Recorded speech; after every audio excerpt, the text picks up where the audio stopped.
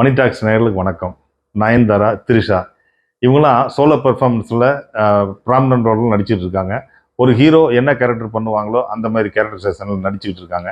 So அதே மாதிரி தான் கீர்த்தி சுரேஷ் அவங்க வந்து சோலோ பெர்ஃபார்மன்ஸாக ப்ராமினன்ட் ரோலில் பண்ணியிருக்கிற படம் தான் ரகு தாத்தா.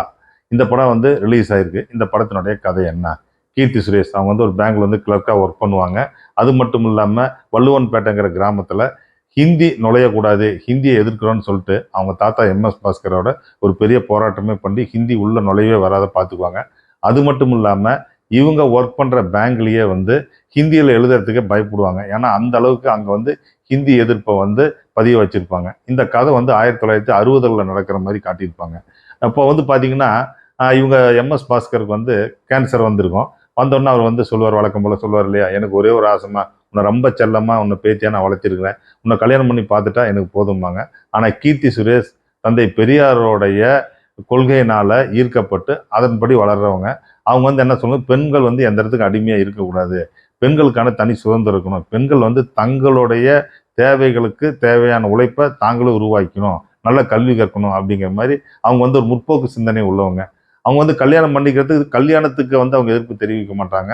அந்த கல்யாணம் எனக்கு வேண்டாம், எனக்கு வந்து இன்னும் மாற்றம் நிறையா கொண்டுட்டு வரணும் அப்படிங்கிற மாதிரி ஒரு விருப்பத்தோடு இருப்பாங்க. ஆனால் இங்கே தாத்தாவோடைய பாசத்துக்கு, எம்எஸ் பாஸ்கரனுடைய பாசத்துக்கு கட்டுப்பட்டு கல்யாணம் பண்ணிக்கலாம் அப்படின்னு விருப்பப்படுவாங்க. கல்யாணம் பண்ணலான்னு விருப்பப்படும் போது தான் அந்த ஊர்லேயே ஒரு எலக்ட்ரிக்கல் இன்ஜினியர் எம்இ முடிச்சிருப்பார் ரவீந்திரா. அவர் வந்து கீர்த்தி சுரேஷ் வந்து அடிப்படையில் ஒரு எழுத்தாளராகவும் இருப்பாங்க. இவங்க வந்து பெண்ணாக இருந்தாலும் ஆண் பேரில் எழுதிக்கிட்டு இருப்பாங்க. கீர்த்தி சுரேஷை வந்து இவங்க வந்து ரொம்ப இம்ப்ரெஸ் பண்ணிக்கிட்டு இருப்பாரு. நீங்கள் பிரமாதமாக எழுதுறீங்க, ஜெயகாந்தன் லெவலுக்கு எழுதுறீங்க அப்படின்னு. அப்பயும் உங்களுக்கு தெரிஞ்சிருக்கோம் இவர் பொய் விடுறாரு அப்படின்ட்டு. இப்போ வந்து பார்த்தீங்கன்னா சரி, தன்னை வந்து பார்த்துக்கிறதுக்கு இது மாதிரி ரவீந்திரா மாதிரி ஒரு ஆள் தான் கரெக்டுன்னு சொல்லி நிச்சயம் நடந்த பின்னாடி தான் தெரியும் இவர் வந்து ரொம்ப மோசமான ஆள். இவர் வந்து பேசுறதுக்கும் இவர் நடந்திருக்கிறதுக்கும் வேற மாதிரி இருக்குது. இப்போ என்னன்னு பார்த்தீங்கன்னா தாத்தாவும் உயிரோட இருக்கணும், கல்யாணத்தை நிறுத்தணும் அப்படிங்குள்ள கீர்த்தி சுரேஷும் அவங்க அண்ணன் அவங்க அண்ணி அதுக்கு அடுத்தது இவரு கூட வேலை செய்கிற தேவதர்ஷினி இவங்கெல்லாம் சேர்ந்து ஒரு ட்ராமா ப்ளே பண்ணுவாங்க. இந்த ட்ராமா எந்த அளவுக்கு ஒர்க் அவுட் ஆச்சு அப்படிங்கிறது தான் இந்த படத்தினுடைய கதை. இந்த படத்தினுடைய ஹீரோயின் கீர்த்தி சுரேஷ். அவங்க வந்து 1960 ஒரு பெண் இந்த அளவுக்கு விழிப்புணர்வா முற்போக்குத்தனமா இருப்பாங்களா அப்படின்னா அது கீர்த்தி சுரேஷனுடைய கேரக்டரை பார்த்து இருந்திருப்பாங்கன்ற நம்பிக்கை நமக்கு வருது.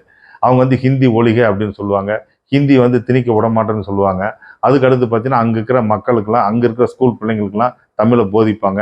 வள்ளுவன் பேட்டைன்னு ஊரை வச்சுட்டு திருக்குறளை வந்து ஸ்கூலில் வந்து தினசரி சொல்லணும் அப்படிங்கிற மாதிரி நிறைய விஷயங்கள் வந்து தமிழுக்கு ஆதரவாக நிறைய விஷயங்கள் செயல்படுத்துவாங்க. அவங்க வேலை செய்கிற இடத்துல தமிழ் கொஞ்சம் கூட அந்த இடத்துக்கு வந்து தடுமாறக்கூடாது, அங்கே ஹிந்தி நுழையக்கூடாதுங்கிறதுலையே ரொம்ப கேரக்டரைசேஷன் பண்ணியிருப்பாங்க. டக்குன்னு ஆணாக இருந்தாலும் சரி, அப்பா வந்தாலும் சரி, தாத்தா வந்தாலும் சரி, அவங்க ஏதாவது தப்பு செஞ்சிட்டாவோ அல்லது பகுத்தறிவுக்கு எதிராக பேசிட்டாவோ டக்குன்னு அந்த இடத்துக்கு அவங்க அதுக்கு ஒரு பதில் சொல்லுவாங்க. இந்த மாதிரி கேரக்டரைசேஷன். இவங்க வந்து தாத்தாவோடைய பாசத்துக்காக கல்யாணம் பண்ணிக்கணும்னு சொன்ன பிறகு இவங்களுடைய கேரக்டரைசேஷனை டோட்டலாகவே டேமேஜ் ஆக்கி டோட்டலாகவே காமெடி ஆக்கியிருக்காங்க. ஸோ அதுலேயும் இவங்க வந்து அதை புரிஞ்சுக்கிட்டு நடித்தாங்களா புரியாத நடித்தாங்களா என்னன்னு தெரியல. அந்த நடிப்புலையும் இவங்க பெர்ஃபார்மன்ஸ் பண்ணியிருக்காங்க. ஆனால் அவங்க கேரக்டரைசேஷனுடைய ஸ்ட்ரென்த் அது ரொம்பவே குறைச்சிருக்கு. இந்த படத்தில் வந்து ரவீந்திரா இவர் பார்த்த உடனே நமக்கு உள்ளன்னு தெரியும். இவர் வந்து கீர்த்தி சுரேஷ்கிட்ட வந்து சரியான பொய் சொல்லிட்டு இருப்பார். உங்களுடைய நாவல் நான் இதை படிச்சிருக்கேன், நீங்கள் இப்படி எழுதியிருக்கீங்க, ஜெயகாந்தனுக்கு ஈக்குவலான்னு நீங்கள் ஒரு ரைட்டரு, இந்த கிராமத்தில் வந்து மின்சாரமே இல்லை, சில வீடுகளுக்கு மட்டும் இருக்குது, இங்கே வந்து மின்சாரத்தை கொண்டுட்டு வரணும், அதுக்கு அடுத்தது வந்து நான் வந்து விதவைகளுக்கு எல்லாத்துக்குமே வந்து மரியாதை கொடுக்கக்கூடியவன் அப்படிங்கிற மாதிரி நிறைய விஷயங்கள் சொல்லிட்டு வருவார். ஆனால் இவருடைய நிச்சயதார்த்த அன்னைக்கு தன்னுடைய அம்மா விதவியை பக்கத்தில் உட்கார அனுமதிக்க மாட்டார். இந்த மாதிரி ஒரு கேரக்டரைசேஷன், இந்த குள்ளநரித்தனமான கேரக்டரைசேஷனை இவர் பிரமாதமாக பண்ணியிருக்காரு. எம்எஸ் பாஸ்கர் இவருடைய பேரில் தான் இந்த படத்தினுடைய தலைப்பே வருது. இவர் எல்லாத்துக்குமே இடக்கு மடக்கா பேசிட்டு இருப்பார், குதர்க்கமாக பேசுவார். பட் ஆனால் தமிழ் வாழ்க ஹிந்தி ஒழிகங்கிறதுல ரொம்ப தீவிரமாகவே இருப்பார். இவர் தன்னுடைய பேத்திக்கு கல்யாணம் நடந்தே ஆகணும், தான் கேன்சர் வந்து செத்து போயிடுவோம் அப்படிங்கிற பயத்தில் என்ன பண்ணுறாரு, அதுக்கு அடுத்தது வந்து இவருக்கு கேன்சர் இல்லைன்னு தெரிஞ்ச பின்னாடி ஒரு ரியாக்ஷன் என்ன அப்படிங்கிறதுலாம் இந்த 3 கேரக்டரைசேஷன் ரொம்ப பிரமாதமே பண்ணியிருக்காங்க. இந்த படத்தினுடைய டைரக்டர் சுமன் குமார்.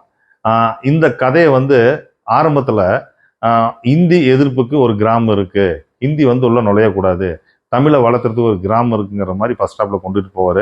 நமக்கு என்னடா இவங்க வந்து இந்த காலகட்டத்தில் இப்போ ப்ரெசன்ட் டேஸில் இப்படி ஒரு கதையை சூஸ் பண்ணியிருக்கான்னு போகல தான் செகண்ட் ஹாஃபில் இதை வந்து நையாண்டி பண்ணியிருக்கிறது கொஞ்சம் கூட ஏற்றுக்கவே முடியல. ரொம்பவே அது வந்து ஒரு அறவேக்கட்டுத்தனமாக இருக்குது. ஹிந்தி ஒழிக ஹிந்தி எதிர்ப்புன்னு சொல்கிற ஒரு குடும்பத்தில் ஹிந்தி வேணும், தனக்கு தேவைக்காக தன்னுடைய கல்யாணம் நிறுத்தினதுக்காக கீர்த்தி சுரேஷ் ஹிந்தி டியூஷன் போகிறாங்க, அது திருட்டுத்தனமாக போகிறாங்க அப்படின்னு பண்ணது எல்லாமே வந்து ஏற்றுக்கொள்ள முடியாத ஒரு கேரக்டரைசேஷன் டைலூஷன் அது. அது மட்டும் இல்லாமல் எம்எஸ் பாஸ்கரே தன்னுடைய பேத்தியை வந்து கல்யாணத்துக்கு நிர்பந்தப்படுத்துறது, அவர் வந்து பெரியார் கொள்கையில் ஈர்க்கப்பட்டாலும் அந்த கொள்கையிலிருந்து விலகிறதுன்னு சொல்லி பெருசாக சட்டையர் பண்ணியிருக்காரு. இதெல்லாம் தமிழ்நாட்டுக்கு வந்து பொருந்தாத ஒன்று. அது மட்டும் இல்லாமல் இங்கே வந்து பார்த்தீங்கன்னா ஒரு சபா வைக்கிறதுக்காக ஒரு குரூப் அலைஞ்சிட்டு இருக்கோம். சபா வைக்கிற குரூப் வந்து அவங்க எந்த அளவுக்கு டெல்லியில் பர்மிஷன் வாங்குறாங்க பிரைம் மினிஸ்டர் கிட்ட அப்படிங்கிறத வந்து ரொம்ப மிகைப்படுத்தியே காட்டியிருப்பாரு. சபா ஒரு ஊருக்கு முக்கியமா, ஸ்கூல் ஒரு ஊருக்கு முக்கியமா, கரண்ட் ஒரு ஊருக்கு முக்கியமாங்கிறது அப்படி தொட்டுட்டு டைரக்ட் போயிருக்காரு. அதை ஆழமாக இன்னும் கொஞ்சம் செஞ்சுருந்துருக்கலாம். அது மட்டும் இல்லாமல் இந்த படத்தில் டைரக்டர் வந்து நாம் எந்த இடத்துக்கு ஓகே அப்படின்னு சொல்லணும்னு பார்த்தீங்கன்னா, இது 1960களில் ஒரு கிராமம் எப்படி இருக்குமோ அந்த கிராமத்தை அப்படியே காட்டியிருக்காரு. அது மட்டும் இல்லாமல் ஷான் ரோல்னுடைய பின்னணி இசை 1960ல் ஒரு சினிமா ரிலீஸ் ஆகும்போது என்ன மாதிரி பின்னணி இசையை பயன்படுத்தியிருப்பாங்க, எந்த மாதிரி இன்ஸ்ட்ருமெண்ட்டை பயன்படுத்தியிருப்பாங்க அப்படிங்கிறத இப்போ ப்ரெசன்ட் டேஸில் இந்த கதையை சொல்லும்போது இது 1960 காலகட்டத்தில் நடக்கிற மாதிரி காட்டியிருந்ததுனால அந்த இன்ஸ்ட்ருமெண்ட்டையே வாசிச்சிருக்காரு, அந்த மியூசிக்கை போட்டிருக்காரு, கேட்கறதுக்கே பிரமாதமாக இருக்குது. ஷான் ரோல்னுடைய இசை வந்து ரொம்பவே நல்லா இருக்குது. இதை கூர்ந்து கவனிச்சிங்கன்னா நீங்கள் என்ஜாய் பண்ணலாம். மணி டாக்ஸ் நேயர்களே, இந்த மாதிரி படங்களை இந்த மாதிரி ஒரு கொள்கை ரீதியாக ஒரு மக்கள் வாழும்போது அவங்கள வந்து நையாண்டி செய்கிறது, அவங்களுடைய கொள்கைகளை வந்து பொய் சொல்ல வைக்கிறது, அது அந்த கொள்கைகள் மேலே பொய்யை வந்து பரப்புறது அப்படிங்கிற இந்த மாதிரியான படங்கள் நம்ம வந்து வரவேற்கிறத குறைச்சிக்கணும். மணி டாக்ஸ் நேயர்களே, இந்த ரிவ்யூ உங்களுக்கு நிச்சயமாக பிடிச்சிருந்திருக்கும். இதை நாங்கள் வேற ஒரு ஆங்கிளில் உங்களுக்கு சொல்லியிருக்கோம். பிடிச்சிருந்தா நீங்கள் லைக் பண்ணுங்கள், ஷேர் பண்ணுங்கள், சப்ஸ்கிரைப் பண்ணுங்கள்.